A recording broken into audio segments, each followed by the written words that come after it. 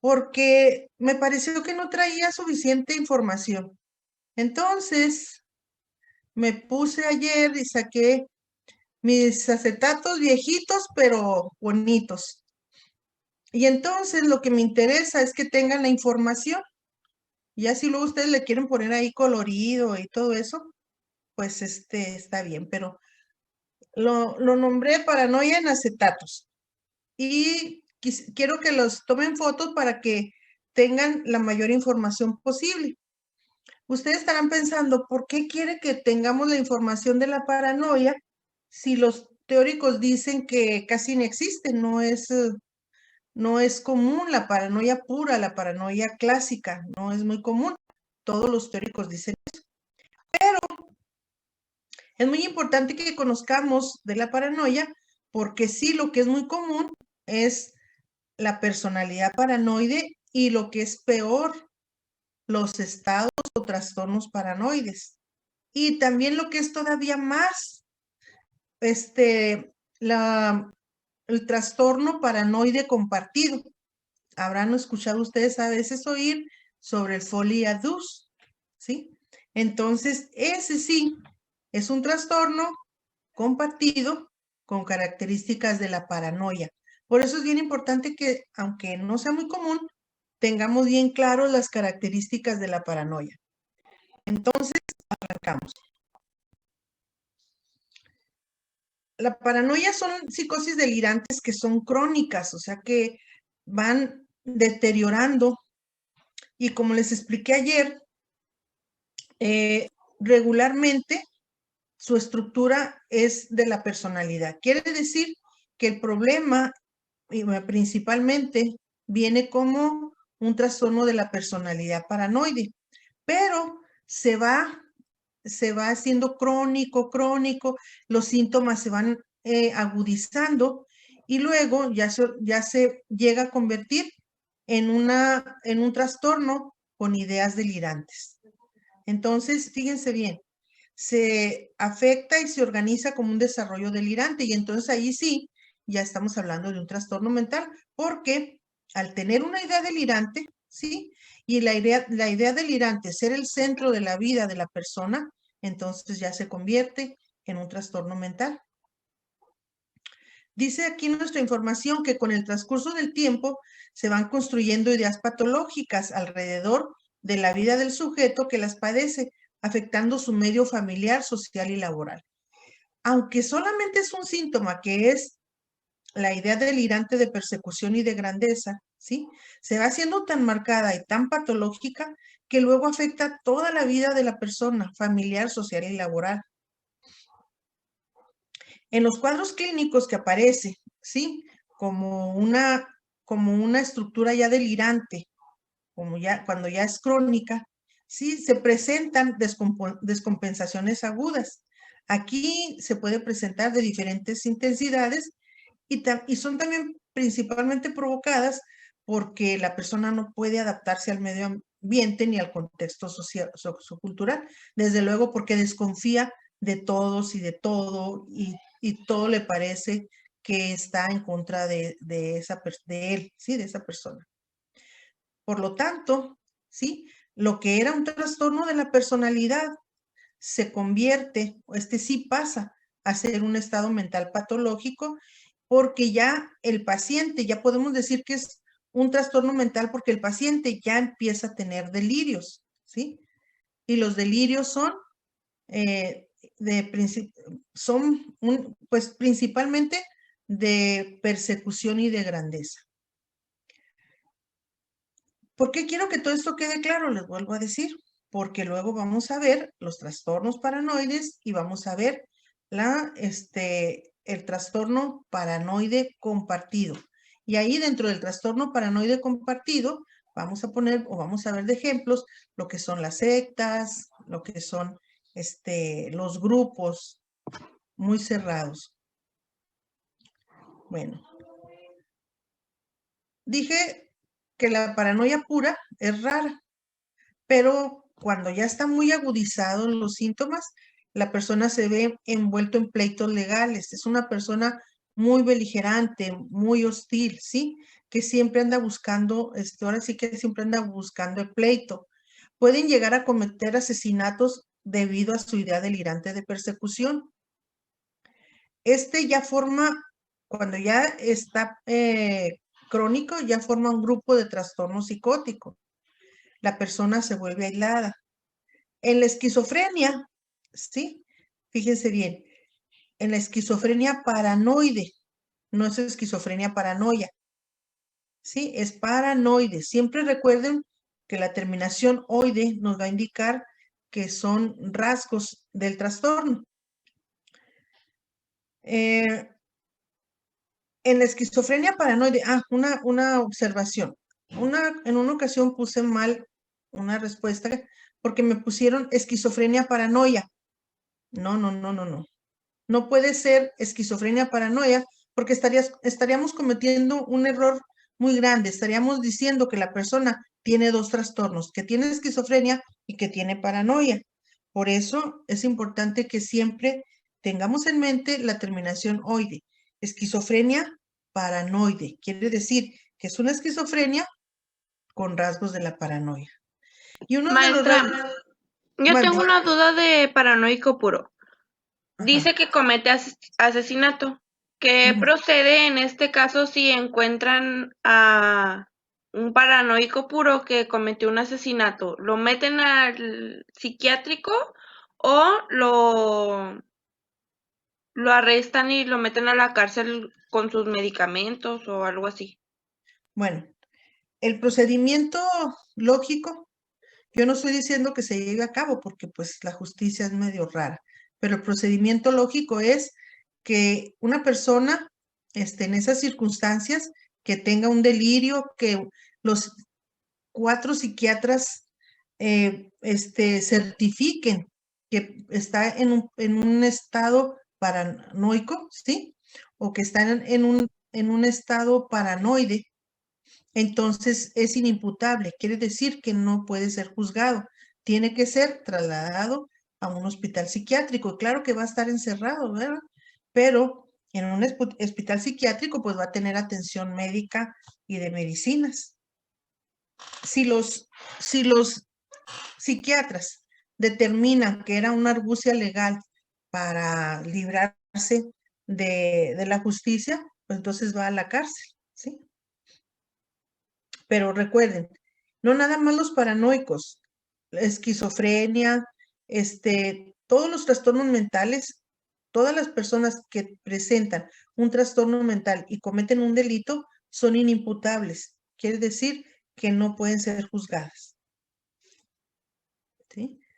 Recuerden una cosa también, siempre decimos que una persona que tiene un trastorno mental, ya sea paranoia, esquizofrenia, delirio, ¿sí? Es una persona que no está en el contexto de la realidad. Entonces la justicia dice, esta persona cometió un delito, pero lo cometió sin estar dentro del contexto real. ¿Sí? ¿Quedó claro? Sí, maestra, gracias. Ándele, por nada. Bueno, entonces decimos que en esquizofrenia, la característica de la paranoia o esquizofrenia paranoide son los rasgos de suspicacia, distanciamiento interpersonal e ideas paranoides, o sea, pensamientos de persecución o delirios de persecución y de grandeza. ¿Recuerdan al doctor Nash? ¿Vieron la película? Sí, maestra. Bueno, entonces él tenía un delirio de persecución, pero también de grandeza, porque él decía que lo había contratado la NASA y que era una clave, era una pieza muy importante de un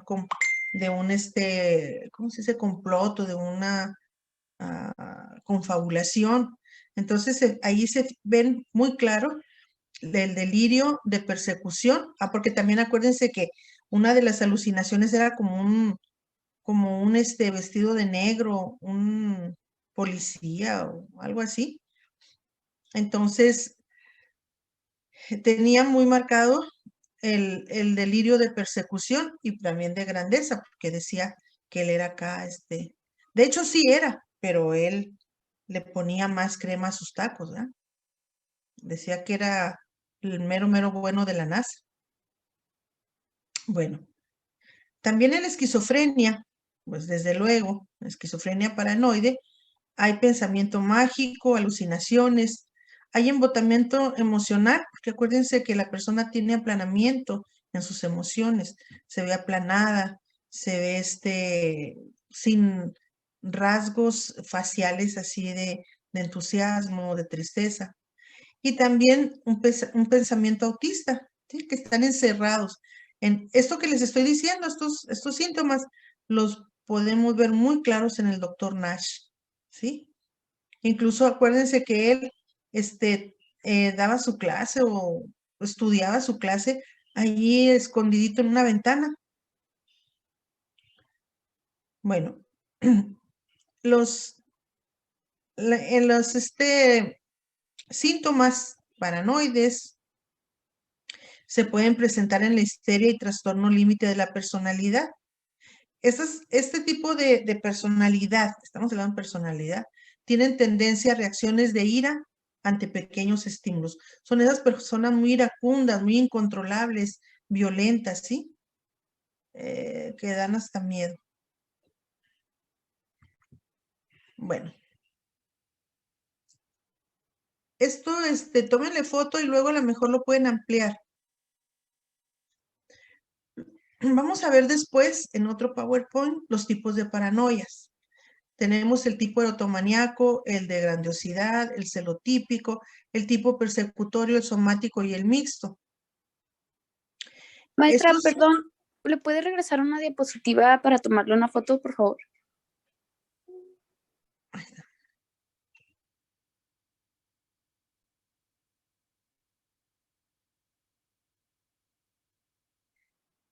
¿Ya? Sí, ya, maestra, gracias. Ok. Bueno, entonces, así como la esquizofrenia, recuerdan que vimos el tipo catatónico, el tipo hebefrénica, la latente, la residual. Así en la paranoia existe el tipo erotomaníaco, grandioso, celotípico, persecutorio, somático y mixto. Eso los vamos a ver en detalle un poquito después. Estos son los que son más comunes. Estos sí son muy comunes.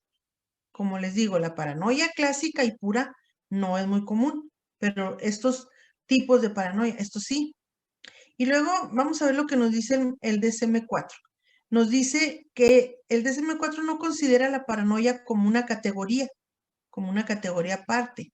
Solo menciona algunas de sus manifestaciones dentro de la categoría de trastornos de la personalidad, en la cual se enumera una serie de subcategorías dentro del grupo A, cuando aparecen manifestaciones que no son exclusivas de una esquizofrenia o de síntomas psicóticos.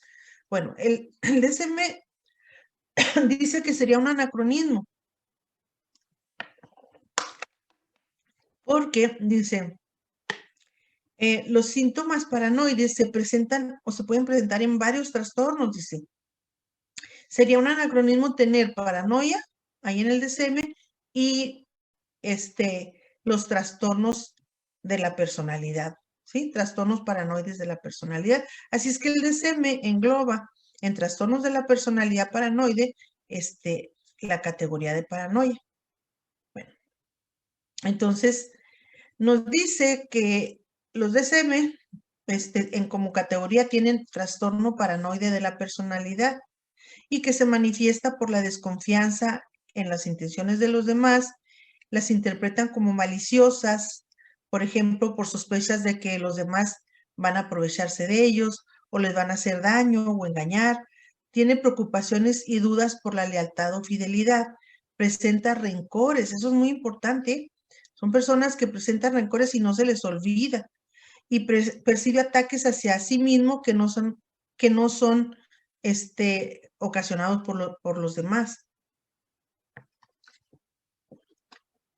La psiquiatría clásica desconfía de la categoría, como les dije, de nosográfica de paranoia, ya que plantea una serie de discusiones, tanto que para algunos autores el considerar la paranoia como una entidad propia, les están mencionando que la consideran un anacronismo. Dice, porque la paranoia en estado puro, así que solita, las síntomas no es muy común, pero sí se presenta en otros trastornos, ¿sí? Sí se presentan los delirios de persecución, los delirios de autorreferencia, se presentan ideas delirantes, desconfianza, grandiosidad.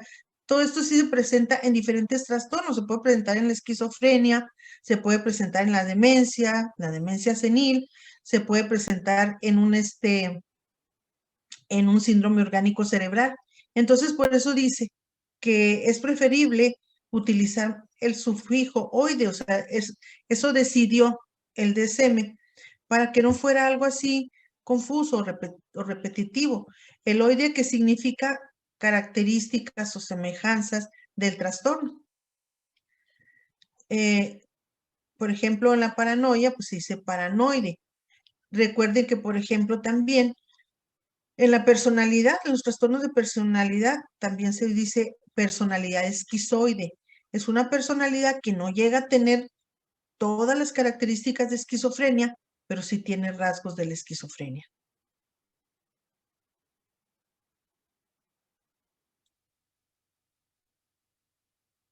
Bueno, aquí recuerden que ayer les prometí que les iba a tener así las características. Y esto me interesa mucho que los tengan así, porque como confío en que van a ver la película de él, ¿sí? Quiero que identifiquen estos síntomas, estas características en el personaje.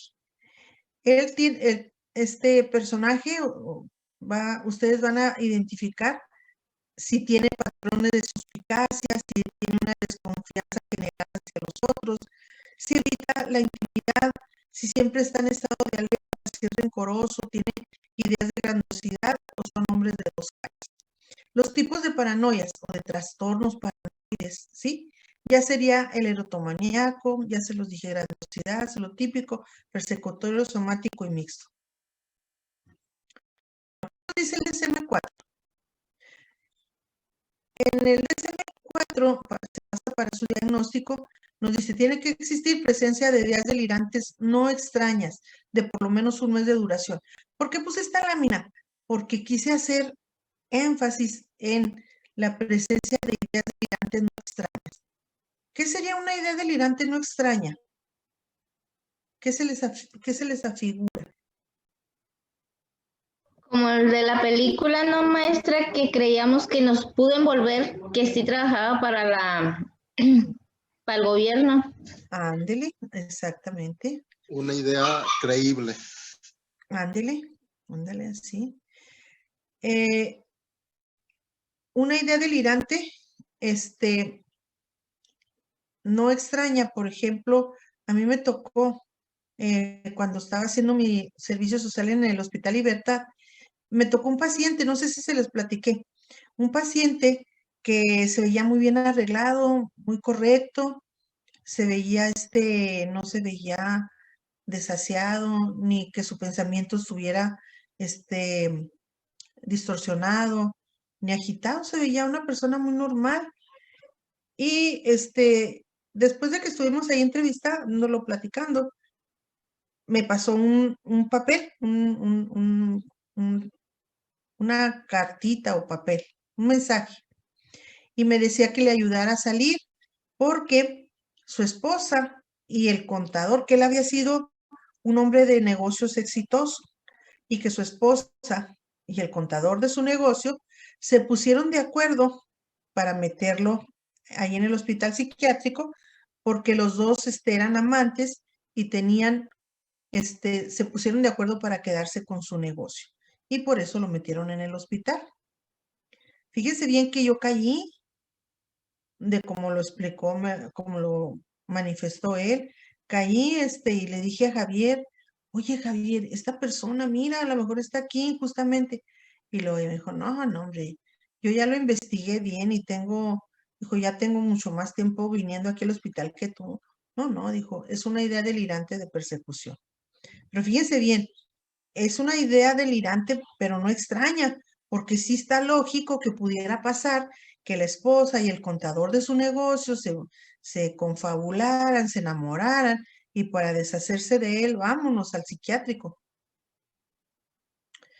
Bueno, entonces eso Eh, sería también una idea eh, delirante extraña. Mande. Como hay un libro que se llama una novela, Los renglones torcidos de Dios, que también el psiquiatra creyó de la muchacha enferma. Eso sería también una idea delirante. Sí, porque cae uno. Sí, sí cae. Porque hay ideas delirantes extrañas. Por ejemplo, el paciente que yo les platiqué, que decía que lo estaban contactando los aliens. ¿Sí? Esa es una idea delirante extraña, porque, bueno, nosotros tenemos la idea de que no existen aliens, ¿verdad? Aunque quién sabe, ¿verdad? Ya estoy dudando. No se crean, no se crean. Sí, es una idea delirante extraña, que es muy difícil que lo quisieran, bueno, vamos a suponer que existan los aliens, vamos a suponer. Está más increíble que lo contactaran de manera telepática, ¿ah? Entonces, esa sí es una idea delirante extraña. Maestra, Entonces, mande. yo hace algún tiempo tuve una compañera de trabajo que ella creía que como que todos los hombres estaban enamorados de ella o solo se fijaban en ella. O sea, ella sí era muy bonita, pero ella juraba que todos estaban enamorados de ella. O sea, que hombre que la volteara a ver, hombre Que que no caía. podía. Ajá. Pero a mí no me parecía tan extraño porque, o sea, ella sí era muy bonita, Ujú. pero ¿eso ya sería una idea delirante o solo sería como que narcisismo? Es erotomaníaco, ¿no, maestro? Exacto. Sí, Abel, gracias. E- Esta niña caía en un estado o trastorno paranoide, que es erotomaníaco. Sí, posiblemente no estuviera tan marcado el síntoma, pero pudiera existir la posibilidad de que a través del tiempo, se fuera haciendo crónico, crónico, y entonces luego empezara con delirios de persecución, de que luego los hombres se ponían de acuerdo para robársela o para, pues sí, secuestrarla y empezara a tener ese delirio.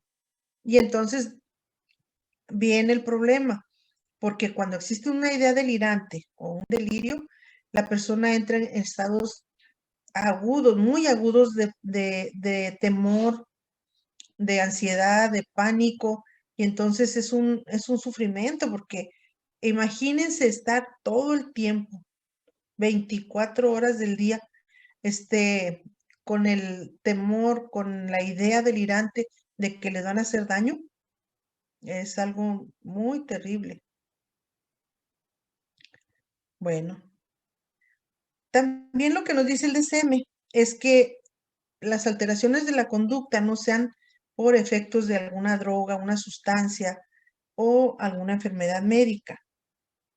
Y luego también nos aclara el DSM-4 que no considera la paranoia como una categoría aparte.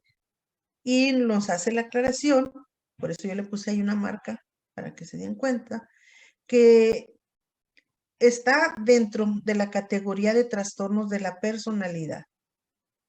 Y luego ya nos habla trastorno de la personalidad, trastorno paranoide de la personalidad, y luego ya nos dice el DSM que se caracteriza por un patrón de desconfianza en las intenciones de los demás y las ve como maliciosas. Y también pues el sufijo oide que se designa para hacernos notar que solamente son rasgos atenuados, que no es la enfermedad o no es el trastorno con todo el marro, sino que solamente son rasgos. Esos rasgos, pues nos hace recordar la psicosis delirante paranoica, dice, pero Afortunadamente son rasgos nada más. Pues bueno, afortunadamente, pues ni tanto. Porque sí, aunque sean un trastorno, como les digo, genera grandísimas cargas de ansiedad. Bueno, aquí tenemos para darnos un poquito ya más vuelo, la definición de paranoia. Son psicosis delirantes generalmente crónicas. Aquí puse por algo interesante, porque dice aquí, la gravedad puede variar según sea la estructura de la personalidad que se ve afectada y se organiza como desarrollos delirantes. Esto fue lo que me interesó de esta lámina, que generalmente son crónicas porque son un trastorno grave de la personalidad.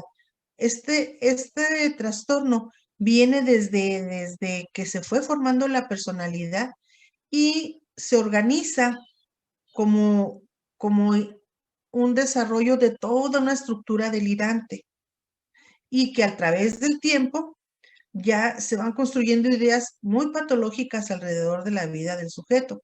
Entonces, esta lámina lo que es muy relevante es que tomen en cuenta que la estructura de la personalidad, o sea, que se inicia desde que se formó la personalidad, ya se inicia, ya trae la personalidad rasgos paranoides que se pueden ir afectando y se pueden ir organizando alrededor de una idea delirante que con el tiempo va empeorando.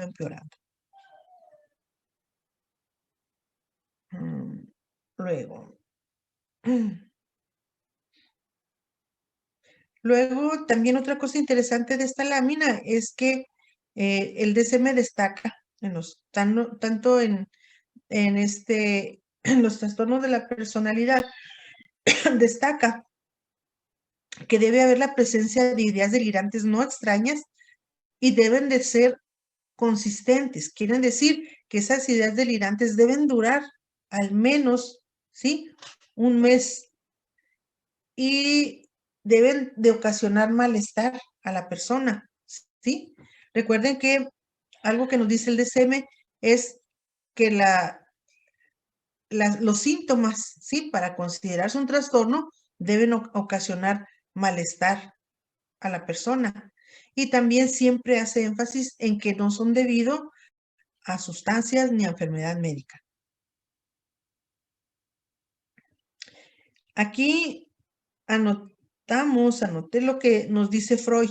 Ya ven que él, desde que vimos la psicodinamia de la psicosis, Freud nos habla acerca de la paranoia como un trastorno mental en que el síntoma primordial es la extrema desconfianza hacia los demás, pero en la forma más grave, dice la psicosis conocida como esquizofrenia paranoide, el paciente puede tener alucinaciones en las que personas o personajes históricos, mitológicos o religiosos se le aparecen y le transmiten mensajes, alucinaciones, bueno, y todo lo que nos dice Freud acerca de que los mecanismos de defensa, ¿sí?, en esta psicodinamia no son capaces de reprimir con eficacia los deseos inconscientes de amor homosexual y que surge con vamos a decir, maquillados o camuflados con los mecanismos de desplazamiento y de represión, llegan a presentarse como la persona, como hostilidad de las otras personas hacia el paciente, ¿sí? Bueno, y ahí está algo interesante, lo que nos decía, lo que significa paranoia. Paranoia significa fuera de la propia mente y se conocía anteriormente con el término lo compararon a la locura. Ya esos términos pues están desactualizados. Kraepelin fue el que le dio un significado preciso y su actual significado se lo debemos al psiquiatra Carl Baum en 1863, Henderson y Gillespie en el 62 definen al paranoico como una persona que cree que tiene razón. Otra cosa también, eso también hay que contemplar que las personas que tienen trastornos paranoides o digamos la paranoia, ¿sí? No tienen el concepto de trastorno, no tienen el concepto de enfermedad, ¿sí? Siempre están a la defensiva y son muy difíciles o casi imposibles de tratar médicamente porque su misma la misma estructura de su trastorno ve amenazas en los médicos, en los medicamentos que dicen que los quieren envenenar o que los quieren hacer daño. Entonces, son pacientes muy, pero muy, muy, muy problemáticos, ¿sí?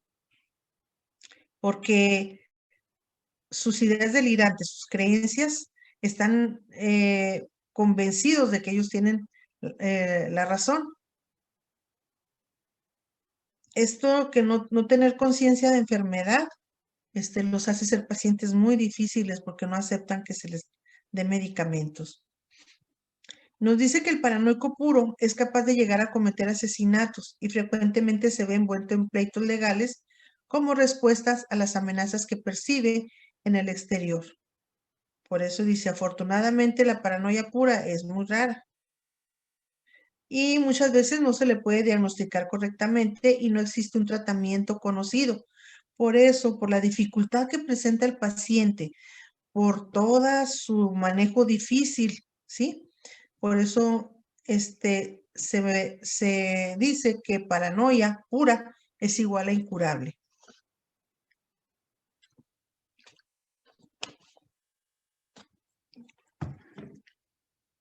Bueno.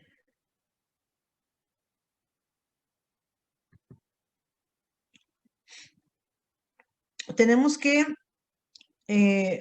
tener claro para poder hacer un diagnóstico diferencial que no podemos englobar a personas que no estén enfermos mentales, ¿sí? No podemos englobar a personas que sean obstinadas, sensibles o excesiva autoestima. Tenemos que ser cautelosos. No vamos a andar etiquetando de paranoia pura o clásica o trastornos paranoides, personas que tengan, incluso que tengan rasgos de personalidad o trastornos de personalidad obstinados, tercos, o excesiva autoestima. Sí, no haríamos un buen diagnóstico si andamos etiquetando de enfermos mentales a todos los problemas de personalidad. Tiene que existir un deterioro funcional significativo o malestar subjetivo. También no podemos englobar a los grupos minoritarios recelosos o defensivos, ¿sí? Sobre todo los que están, por ejemplo, inmigrantes, que por su misma situación inmigratoria, pues siempre están a la defensiva, siempre están recelosos, pero no vamos a clasificarlos como trastornos, ¿sí? Es debido a su entorno social. Otra cosa interesante es que es más frecuente en varones que en hembras. Otra cosa también interesante es que en la edad adulta, ¿sí? Si existía un trastorno de personalidad, en ocasiones en edad adulta se agudiza, se hace crónico y luego se presentan estados o delirios paranoides.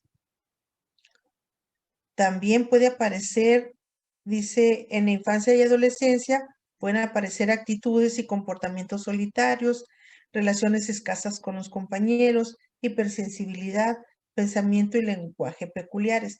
Pero estos serían, ¿sí? Características de un trastorno de personalidad. como les digo, lo interesante de la paranoia o de los trastornos paranoides es que los síntomas que originalmente eran nada más trastornos de personalidad pueden quedarse así, nada más como trastornos de personalidad o nada más como características de la personalidad y hasta ahí, no llegar el agua hasta el río, o no, como dicen, la sangre hasta el río. Pero el problema es cuando se hace crónica, cuando va avanzando, avanzando, avanzando, todo la confabulación, todo, cuando va avanzando toda esa idea delirante de persecución, y entonces se hace un trastorno mental muy grave y muy difícil de tratar.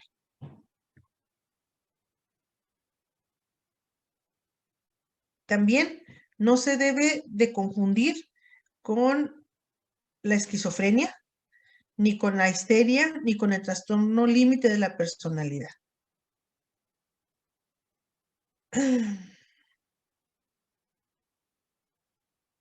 Bueno, esto es lo mismo que les estoy diciendo. Ok, aquí hace mención uno de los autores de los libros,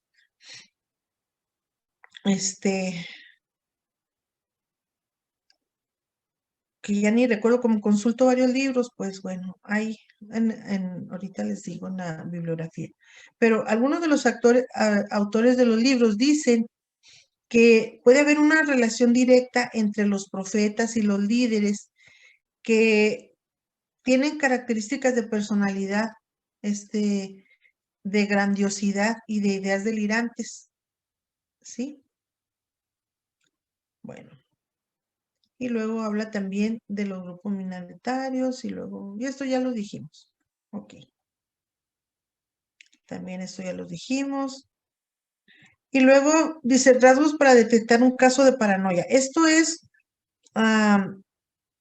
en la grafología, ¿sí? Esto lo utilizan algunos psiquiatras analizando la escritura de los enfermos, ¿sí? Los rasgos que debemos buscar en la escritura, esto nomás lo puse como un dato curioso, para poder detectar un caso de paranoia son los siguientes. Que la paranoia es una ideación extrema, que repiten mucho un tema, que la emoción desborda, es desbordante y enormemente comunicativa, que la necesidad de comunicar a los demás su monomanía o delirio parcial es muy intensa, que utiliza palabras expresivas y altisonantes, que utiliza frases rebuscadas, que hace mucho énfasis en escribir hacia la derecha y hacia abajo, que utiliza mucho las mayúsculas adornadas. Desde luego que, vuelvo a repetir, es difícil encontrar un caso de paranoia, pero sí nos puede dar una idea, si analizamos la escritura o los dibujos, nos puede dar una idea de una personalidad paranoide.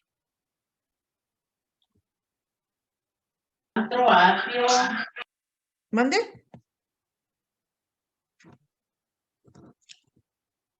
Manifiéstense, ¿hay preguntas? Bueno. A ver, maestra, yo tengo una pregunta, pero es algo que ya pasó. En las ideas delirantes, las personas toman, o sea, ¿cómo distingo una persona que está diciendo una mentira de una idea delirante? De una idea delirante. Ajá. Ok, fíjese bien. Las ideas delirantes, ¿sí? Fíjense, aquí nos va a dar la clave. Cuando la persona las relata, hay una emoción desbordante y hay una enorme comunicación, pero como de convencernos o de convencer, ¿sí? Una idea delirante es impermeable a cambiar. Es, por ejemplo, en la celotipia. La persona, una de las personas de la pareja está obsesionada con que le es infiel, y por más que la otra le muestre evidencias de que no es cierto, de que se mantiene siempre fiel, de que ni siquiera sale, de que ni siquiera voltea a ver a nadie, ¿sí? La idea delirante de infidelidad no se la quitan de la cabeza. Y que me es infiel y me es infiel y me es infiel. O sea, las ideas delirantes son impermeables a cambiar por muchos argumentos que presentes, por muchas explicaciones que des, no logras convencer a la persona. Esa es una característica principal de las ideas delirantes. Y De también las no creíbles. Pero, por ejemplo, si es una creíble, como la que... Es que me tocó conocer una persona que ya muchos años después de que trabajé con ella me di cuenta que era un mitómana, una persona mitómana. Pero sus historias las relataba como con demasiada... Ay, ¿cómo lo puedo decir? Como... Su vida era súper emocionante, su vida era... Pero no decía cosas, o sea, que no pudiesen pasar, sino eran muy cercanas a la realidad, ¿sí me explico? sí, mira, es diferente una persona mitómana a una idea delirante.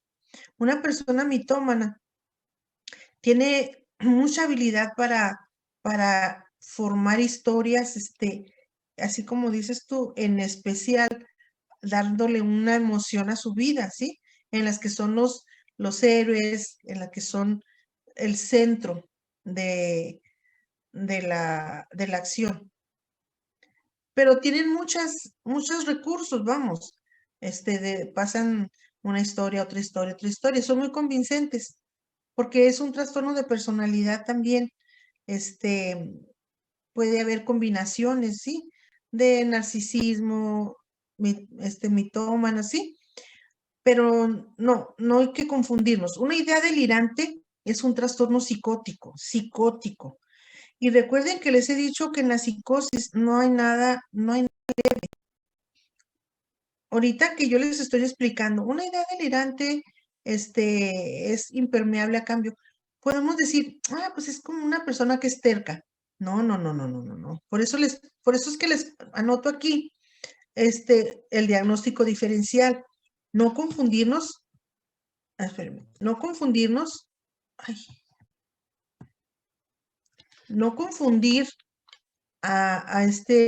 como en enfermos mentales, a personas que son nada más obstinadas o sensibles, o que son mitómanos, o que tienen mucha autoestima, ¿sí?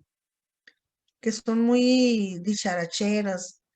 No, una idea delirante ya es un síntoma psicótico, ¿sí?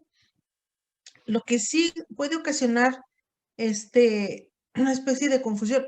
También Valeria, creo, ¿no? Verónica. No, sí soy Valeria, maestra. Valeria,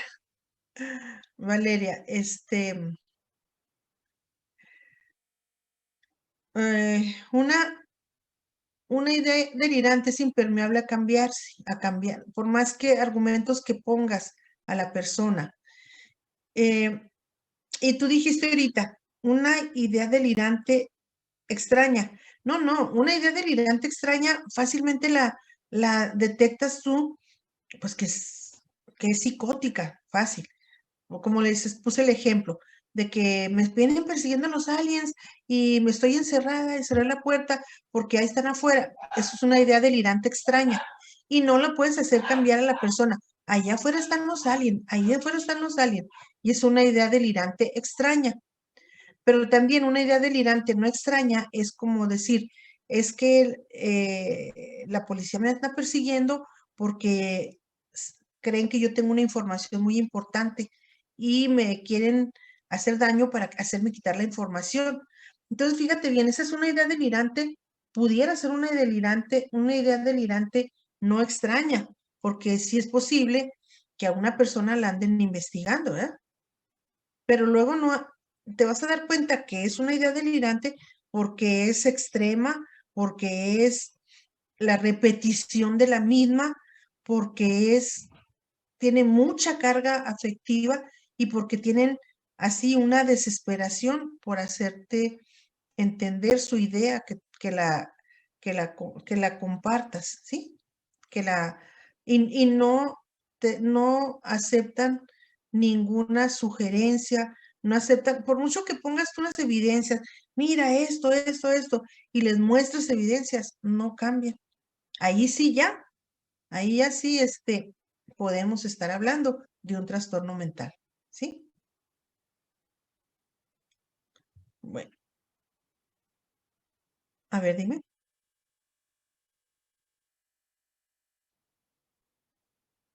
Ajá.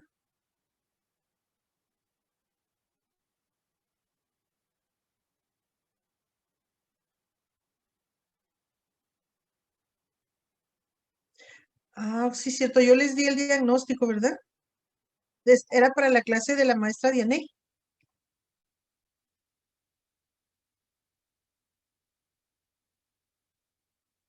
Ah, sí.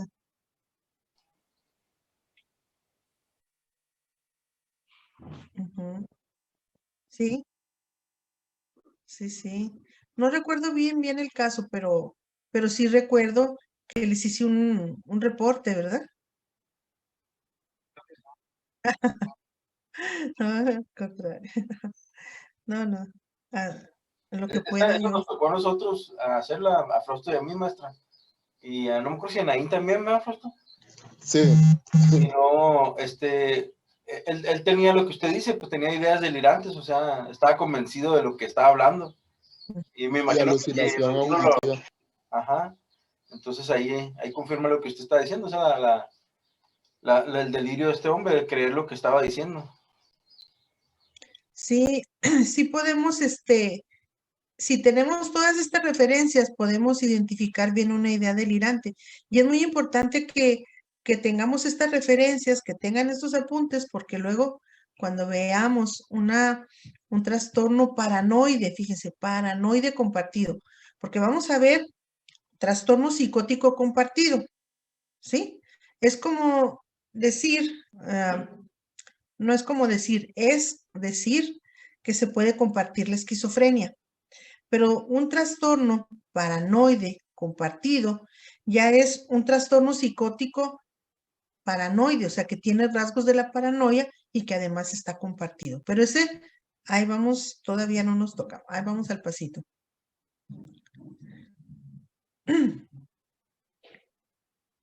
Bueno, vamos a continuar. A ver. Bueno, también les quise anotar aquí, ahora sí, lo que dice el DSM-4 acerca del trastorno paranoide de la personalidad. Y fíjense, el CIE-10 ni siquiera lo considera, o sea, si el DSM-4 lo cortó, el CIE-10 ni siquiera.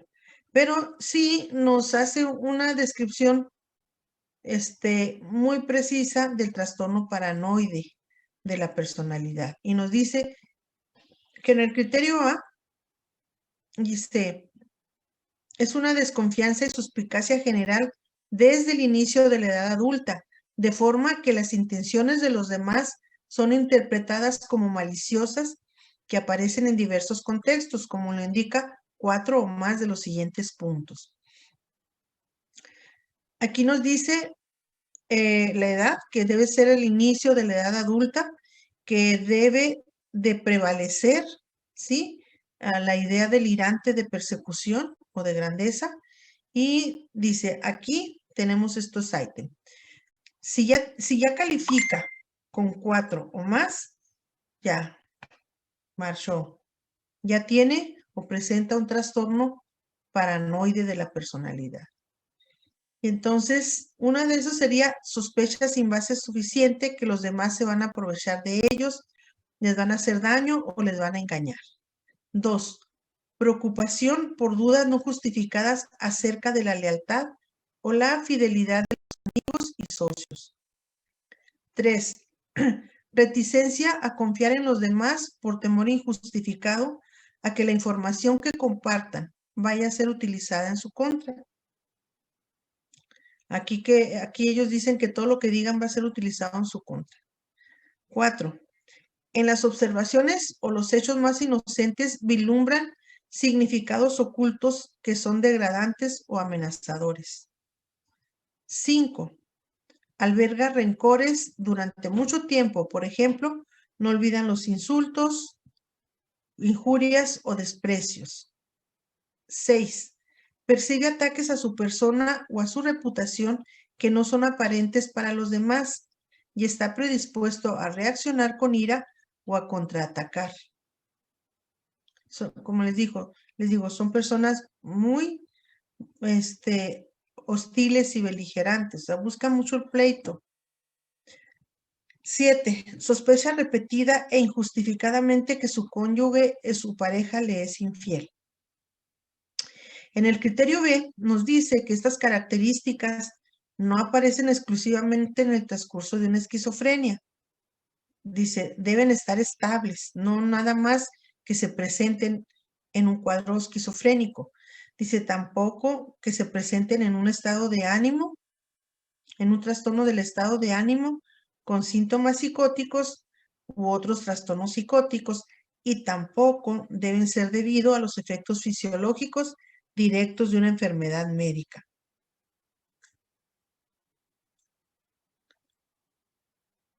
Ahora, si se cumplen los criterios antes del inicio de una esquizofrenia, tenemos que añadir premórbidos. Por ejemplo, trastorno paranoide de la personalidad, premórbido y luego, ya, nuestro diagnóstico, esquizofrenia tipo paranoide, ¿sí? Pero cuando decimos premórbido, tenemos que hacer notar que esta persona, ¿sí? Antes de que se le presentara el cuadro de esquizofrenia, antes de que se consolide todo el cuadro, ya tenía un trastorno de la personalidad paranoide, ¿sí?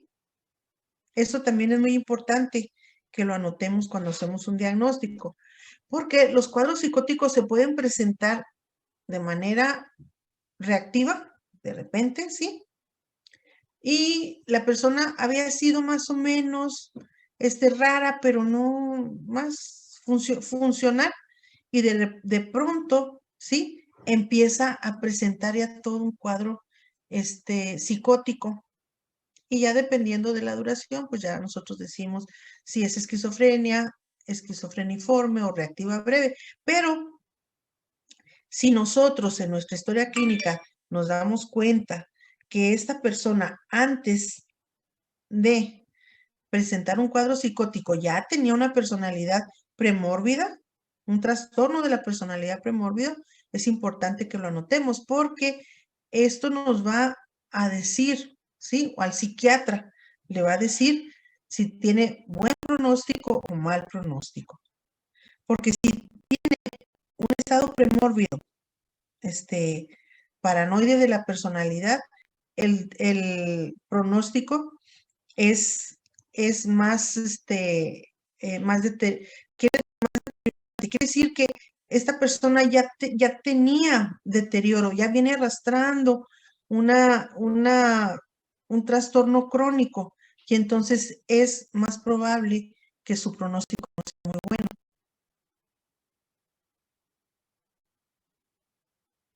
Vamos a ver la conclusión. Las paranoias forman parte de la personalidad de algunos individuos, afectando al desarrollo óptimo de sus vidas e impidiendo que éstas se desenvuelvan con normalidad. Los psicólogos y psiquiatras son los encargados de diagnosticarla. Entonces, aunque nada más es un síntoma, ¿sí? Que es la idea delirante de persecución y de grandeza, estas personas pueden ir avanzando hacia un estado de construcción, de población, que va a afectar mucho su vida y su desarrollo laboral. Bueno, como hemos visto, las personalidades paranoides se caracterizan por girar alrededor de la desconfianza. Son personas que únicamente tienen seguridad en su entorno y en la rutina de sus vidas. Utilizan básicamente un tipo de razonamiento deductivo donde los hechos particulares solo se confirman o confirman o no una determinada hipótesis. Estos prejuicios hacen que interpreten las acciones de los demás como amenazantes y hostiles. Por ello, Las personas paranoicas son obstinadas, rígidas y están a la defensiva. Buscan claves que revelen las intenciones de los demás o las llamadas segundas intenciones. Clasifican a las personas en dos grupos, las que están con ellos y los que están en contra de ellos. No hay término medio para estas personas. Y tampoco hay un buen pronóstico porque su misma condición de desconfianza y de ideaciones de persecución no les permiten tomar medicamentos, no les permiten eh, bajar los cuadros tan grandes de ansiedad. Por lo tanto, es una enfermedad, es un trastorno muy deteriorante y muy grave.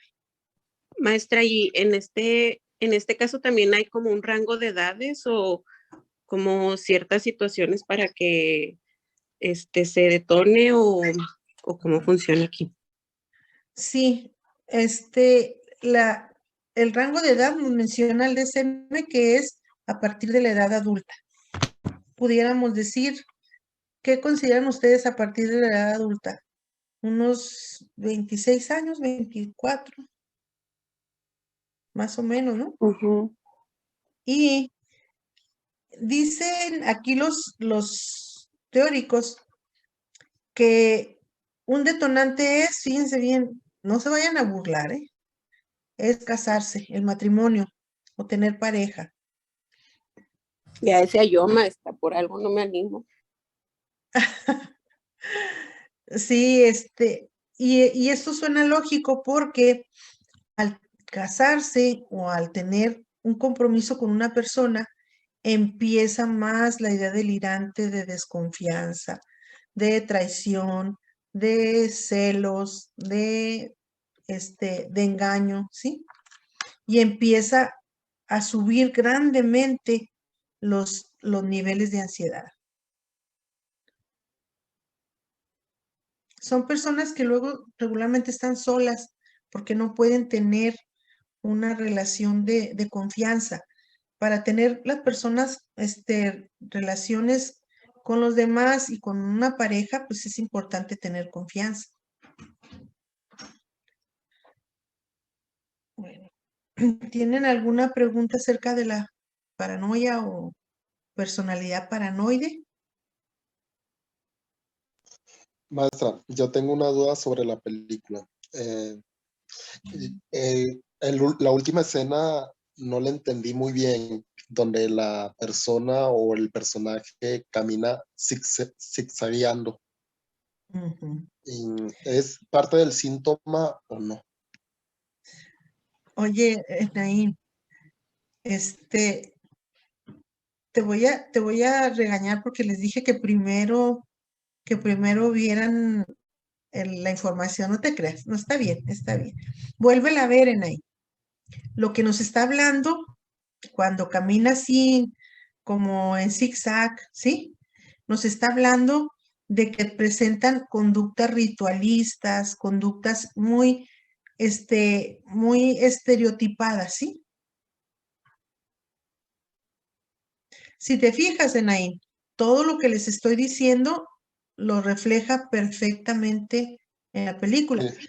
No quiero darles más tips para que la puedan ustedes disfrutar, pero en la siguiente clase es importante que todos la vean porque la vamos a comentar. ¿Sí? Sí, maestra. Ok. Por eso fue mi intención que tuviéramos toda la información antes del fin de semana para poder disfrutar la película con sus palomitas, con tranquilidad y con sus apuntes ahí en un lado para que estén diciendo, esto, lo otro. ¿Sí? Sí. Bueno, si ya no hay preguntas, voy a pasarme a otro PowerPoint que es el de los trastornos paranoides. Denme un poquito de chance.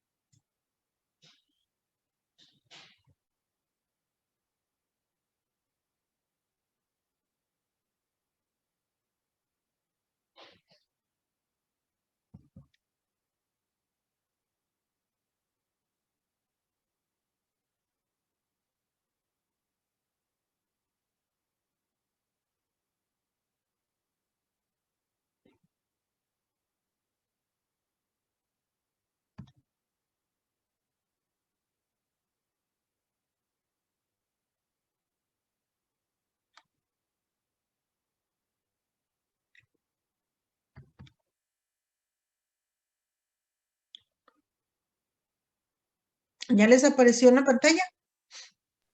Sí, ¿Sí? sí. Ok. Vámonos pues. Vamos a ver ahora los estados paranoides, ¿sí? Estos son trastornos mentales que tienen características o rasgos de la paranoia, pero no son la paranoia con todo el marro, ¿eh? No es la clásica, sino que son trastornos que pudiéramos decir así como en la esquizofrenia, hay tipos de esquizofrenia, estos estados paranoides serían los tipos de paranoias, ¿sí? Bueno, vamos a ver qué son los estados paranoides. Son trastornos psicóticos en los que la anomalía esencial es la presencia de ideas delirantes o de persecución o de grandeza. Tengo también la definición de paranoia. Es una enfermedad poco frecuente que se caracteriza por el desarrollo gradual de un sistema paranoide elaborado, que se basa en un acontecimiento real. Fíjense bien. Eso también es interesante. De un acontecimiento real, ¿sí? Como una idea delirante regularmente, las ideas delirantes no extrañas tienen como base un acontecimiento real, pero el paciente con frecuencia considera que es superior y único, y la enfermedad crónica raras veces interfiere con su pensamiento y personalidad. Fíjense bien, en los estados paranoides o la paranoia no se ve afectado el pensamiento ni la inteligencia, ni se ve ni hay tiene que quedar claro, no hay alucinaciones. No se me Maestra, de vayan hecho, hay no, una película que se llama Paranoia, en donde se me hace que el protagonista encaja perfecto en esto que está explicando. ¿Sí la ha visto? no, ¿saben qué? Yo no, casi, bueno, sí veo, pero casi no me gusta ver películas que vayan, ni recomendarlas, que vayan a ocasionar que ustedes se confundan. Esta que yo les estoy recomendando de él es porque está así estrictamente basado en el, en el manual manual diagnóstico. Pero hay unas películas que se avientan unas ondas, como dicen ustedes, en las que luego combinan trastornos, ¿sí? Porque meten síntomas de un trastorno y luego lo meten en la película. Y entonces hagan de cuenta que ahora sí, para ponerles un ejemplo, a veces presentan personajes que tienen esquizofrenia, paranoia, ¿sí? Que tienen dos trastornos y que no puede ser posible. Entonces, ojalá sí la pueda ver y yo luego les digo si está basada así en el manual. Pero esta que yo les recomendé, si la van a ver, está bien así, hagan de cuenta que van a ver el manual. Fíjense bien, una cosa interesante, les voy a hacer notar, aunque parezca como como dicen ustedes, un spoiler, ¿no? En la paranoia y en los estados paranoides no existen las alucinaciones.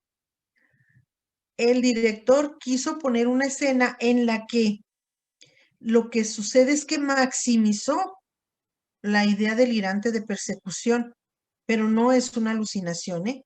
No se vayan con esa finta. Bueno. Nos dice que la enfermedad crónica raras veces interfiere con el pensamiento, porque de todas maneras, no hay trastorno del pensamiento. Y entre paréntesis, gracias por recomendarnos esa película. Voy a intentar verla, de veras. No me tomen así como que estoy paranoica, ¿no? No. Gracias por recomendar mi película. Bueno, vamos a ver qué consiste un estado paranoide involutivo. Aquí sería una psicosis paranoide que se caracteriza por una formación delirante en el periodo involutivo, ¿sí? Quiere decir que aquí ya el estado paranoide, ¿sí? No paranoia, paranoide, ya fue agudizándose tanto que ya se convirtió en un episodio, en un periodo involutivo, ya la persona tiene regresiones, ¿sí? Bueno. Otros estados paranoides comprenden las reacciones psicóticas paranoides no clasificadas anteriormente. Puede haber otros estados paranoides que no quedan dentro de las clasificaciones que nos presenta el manual. Recuerden que siempre hay esa opción, que tengamos pacientes que tienen reacciones psicóticas, pero que luego no quedan. Entonces ahí tenemos que irnos a ese beneficio del manual. Podemos anotarlos en los en las clasificaciones que no que son no clasificadas anteriormente, ¿sí? Como los trastornos atípicos, ¿sí? Que no quedan, o los mixtos que tienen síntomas de uno y de otro. Bueno, vamos a entrar ya directamente al tipo persecutorio. Esta idea delirante se refiere a la creencia del sujeto de que está siendo objetivo de una conspiración. Es engañado, espiado, seguido, envenenado o drogado. Pequeñas trivialidades pueden ser exageradas y convertidas en el núcleo de un sistema delirante. Es alguna injusticia, dicen estas personas, que debe ser remediada mediante una acción legal.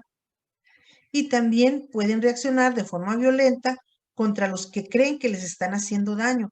Por eso son personas que hasta pueden convertirse hasta en peligrosas, porque además, como son resistentes al medicamento, no hay forma de que estén tranquilos, no hay forma de que estén controlados. Y pueden ser personas muy violentas, ¿sí?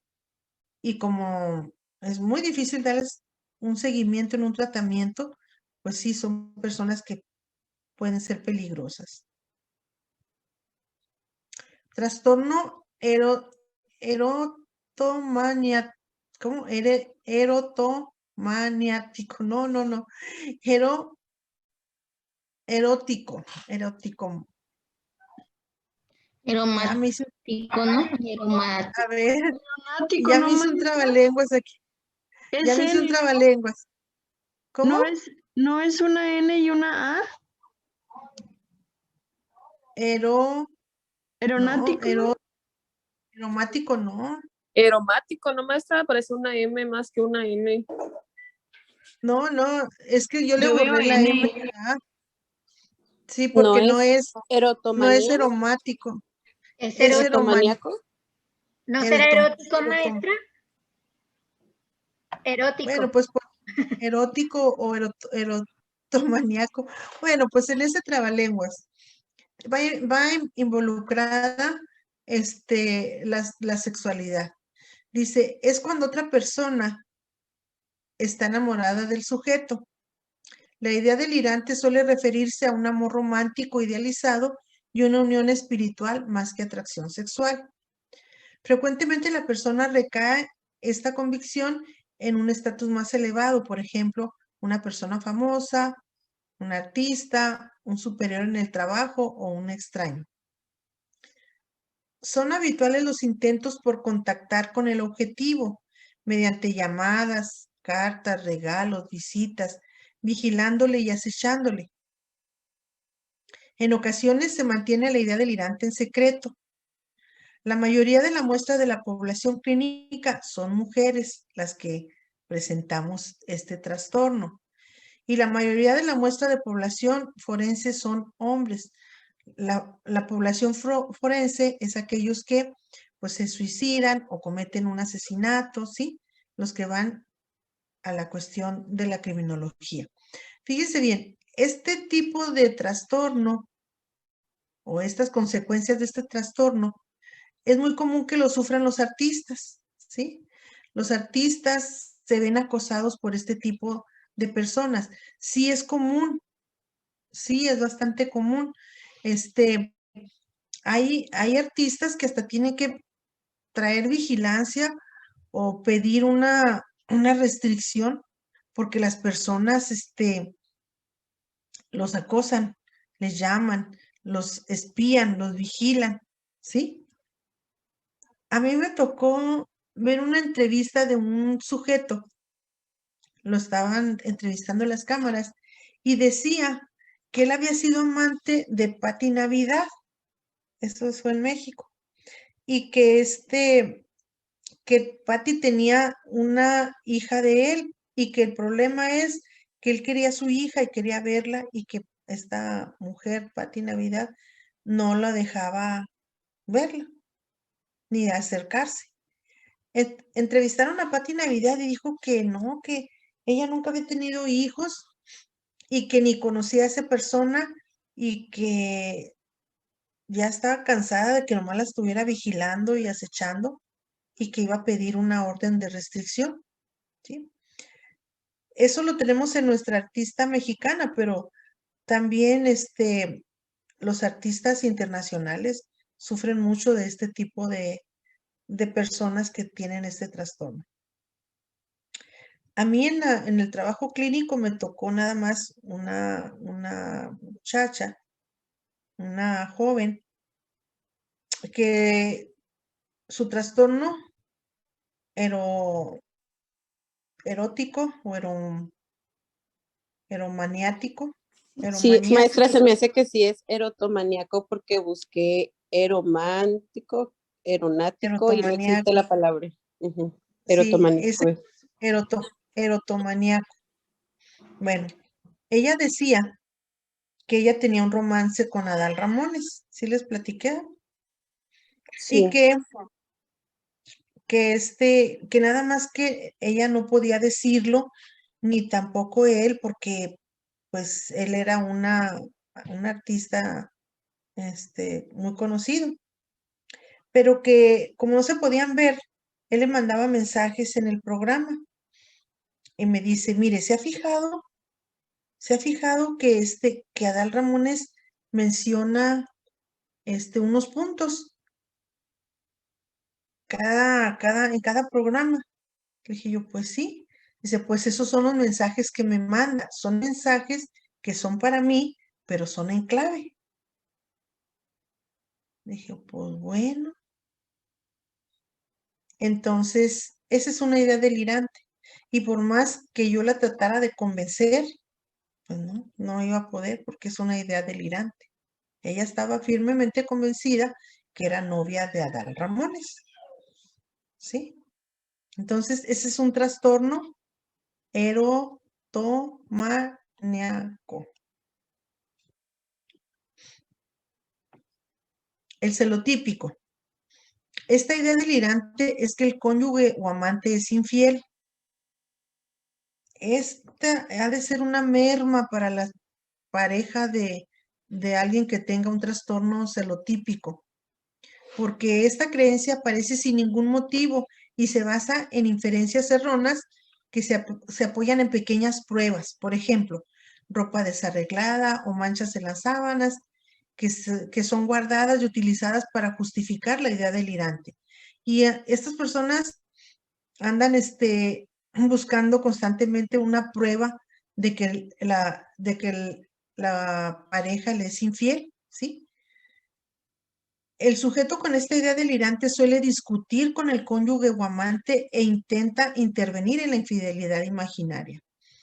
Y como son muy explosivos y como la idea delirante es impermeable a cambiar, ningún argumento los convence y llegan a alterarse. Y además, imagínense la gran carga que tienen de ansiedad, hostilidad. Son las personas que llegan a maltratar mucho a sus parejas y pueden llegar a cometer delitos por esa idea delirante celotípica. Entonces, la otra parte, el cónyuge, por más evidencias que ponga de fidelidad y por más que diga y por más que alegue y por más que se justifique, ¿no? Una idea delirante es impermeable a cambiar y solamente con medicamento, pero ahí está el problema, no se toman el medicamento. De grandiosidad. La característica esencial es la convicción de tener algún extraordinario, aunque no reconocido, talento o intuición, o de haber hecho un descubrimiento importante. El sujeto puede tener la idea delirante de mantener una relación importante, por ejemplo, que es amigo del presidente, o también que recibió un mensaje especial de una divinidad. Aquí es donde entran las personas esas que dicen que son profetas o que tienen una idea de religiosidad, pero así muy delirante, precisamente una idea delirante, que por más que ustedes mencionen una evidencia de que es falsa, no logran convencer.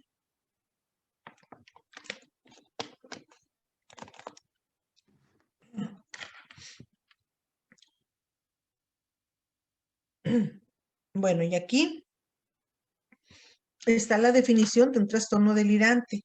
La característica esencial es que la persona es la persona de una o más ideas delirantes que persisten durante al menos un mes. No debe realizarse el diagnóstico de trastornos delirantes si el sujeto ha presentado alguna vez un cuadro clínico que cumpla con el criterio A para la esquizofrenia. Bueno, esta lámina es interesante y es importante porque si la persona ya tuvo un cuadro o un brote psicótico de esquizofrenia o de otro trastorno, por ejemplo, esquizoafectivo, o un episodio maníaco, un episodio psicótico, ¿sí? No podemos diagnosticar como trastorno delirante, ¿sí? Tiene que ser la sola idea delirante y que se presente persistente durante menos un mes, ¿sí? Pero solita. Bueno, para decir esto, el criterio B nos dice que nunca se ha cumplido con el criterio A para la esquizofrenia. Con el criterio C, excepto por el impacto directo de las ideas delirantes o sus ramificaciones, la actividad psicosocial no está deteriorada de forma significativa y el comportamiento no es raro ni extraño. Van a ustedes comprobarlo en la película.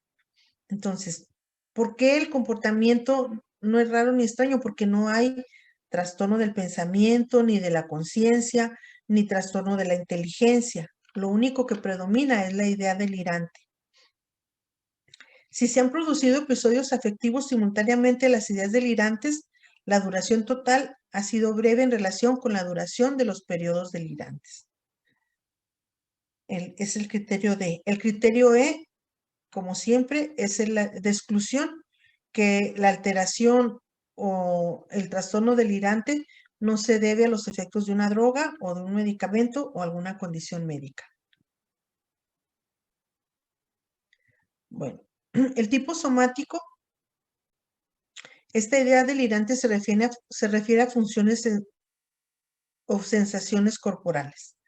Las más habituales son la convicción de que el sujeto emite un olor insoportable de la piel, boca, el recto o la vagina, o que tiene una infestación de insectos en o dentro de la piel y que tiene un parásito en la piel.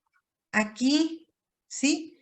Tiene que ser nada más la idea delirante, pero sin que exista sin que exista como referencia un delirium tremens o una psicosis alcohólica o tóxica, ¿sí?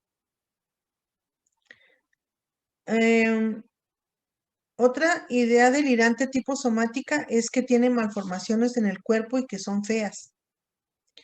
Otra es que hay partes del cuerpo que no funcionan, como el intestino grueso o la laringe o los pulmones.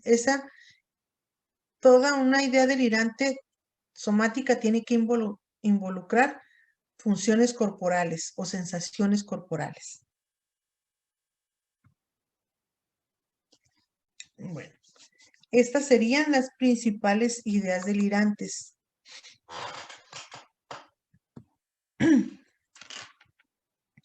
¿Hay alguna pregunta hasta aquí? No. ¿Tomaron Maestra, fotos? ¿Tomaron esto podría, fotos? Sí, maestra. Ok. Díganme, mándenme. esto podría entrar en el trastorno de identidad de la integridad corporal, sí se llama así, ¿no? Cuando las personas quieren como amputarse una parte o piensan que no les pertenece o algo así, podría entrar como en... ¿Podría entrar? Sí.